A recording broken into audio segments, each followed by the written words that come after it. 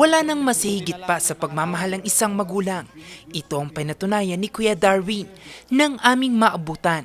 Karga-karga niya ang 6 na taong gulang niyang anak na mayroong sakit na meningosil. Masakit sa dibdib, masakit sa parang sinisisi mo yung sarili mo kung bakit siya nagkaganon. Daming pinagdaanan. Isang beses sa isang linggo kung sa mailalim sa occupational therapy ang kanyang anak, nakatutulong daw ito sa development. Pero libu-libong piso ang kinakailangan ng pamilya kada linggo para sa therapy. Kaya't laking tuwa niya nang mabiyayaan sila ng tulong mula sa Hotel and Restaurant Association of Baguio. Hatid nila ang food packs para sa mga PWD, indigent na pamilya at senior citizen. Masaya. Nung una parang kaya kong sarilihin pero hindi ko kaya. Buti na lang may mga taong talagang maluwang yung pagpupuso.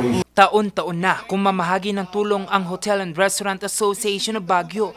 Kasabay ito ng selebrasyon ng Panagbanga Festival. Paraan ito ng asosasyon bilang pasasalamat sa komunidad at pagbibigay tulong na rin sa mga kapos at may kapansanan. This is basically for the community. I think siya ang may impact sa community. I think yun ang dapat bigyan natin ng support. Maraming salamat po sa binigay niyo po sa amin. Masayang-masaya na po kami. Sa biyayang binigay ninyo ay mas mahalaga pa yung biyayang pagkikilala sa aming sektor ng taong may kapansanan. Of course, sa pamamagitan ng pagbibigay ng food pack sa ating sektor. Sa lahat ng mga beneficiaries na dumado dito sa event na to mula sa sektor ng taong may kapansanan, Person with Disability Affairs Office, kami po ay nagpapasalamat. Sa huli, bit-bit ng mga benepisyaryo ang ngiti at paalalang gaano man kabigat ang pasanin, mayroong organisasyong handang umagapay at handang magbigay liwanag gaano man kadilim ang yugto ng buhay.